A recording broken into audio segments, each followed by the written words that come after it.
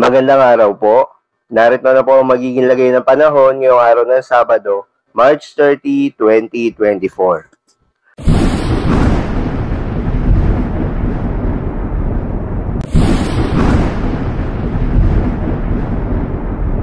Sa kasalukuyan nga at ayon sa Pag-asa, patuloy pa rin yung epekto nitong easterlies o yung mainit na hangin galing sa karagatang Pasipiko sa silangang bahagi ng ating bansa.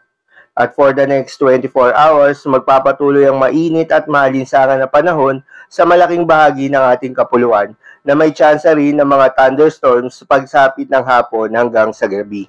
Magandang balita naman dahil ayon sa Pag-asa ay wala namang binabantayan na low pressure area o bagyo sa loob at labas ng ating Philippine Area of Responsibility na maaaring makaapekto sa ating bansa.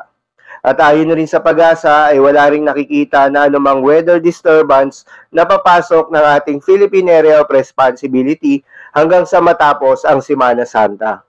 Para naman sa lagay ng panahon ngayong araw ng Sabado dito sa Luzon, asahan ang patuloy pa rin na epekto nitong easterlies sa buong bahagi ng Luzon, kung saan makararanas ng mainit at maalinsangan na panahon, lalong-lalo na sa umaga hanggang sa tanghali. Ngunit pagsapit ng hapon at gabi, posible naman makaranas ng mga pulupulong panandaliang buhos ng mga pag-ulan o pagkidlat pagkulog.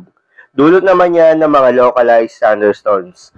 Kaya naman posible ang mga pagbaha o pagguho ng lupa during severe thunderstorms. Para naman sa Visayas at Mindanao kasama ng Palawan, wala namang inaasahan na malawakang mga pag-ulan, kaya magpapatuloy ang maliwalas na panahon. Asahan rin ang mainit at malinsangan na panahon, lalo na sa umaga hanggang sa tanghali. Dulot pa rin yan ng easterlies. Ngunit pagsapit nga ng hapon at gabi, may tsansa pa rin ng mga pulupulong mga panandaliang buhos ng mga pag-ulan o pagkidlat pagkulog. Dulot naman yan ng mga localized thunderstorms. Posible rin ng mga pagbaha o pagguho ng lupa during severe thunderstorms. Para naman sa lagay ng mga dagat baybayin, ayon sa Pag-asa ay wala namang nakataas na gale warning sa anumang seaboards ng ating bansa. Kaya naman malayong makakapamalaot yung mga kababayan nating mangingisda at yung may mga maliliit na sasakyang pandagat. At generally, magiging banayad hanggang sa katamtaman lamang ang mga pag-alon.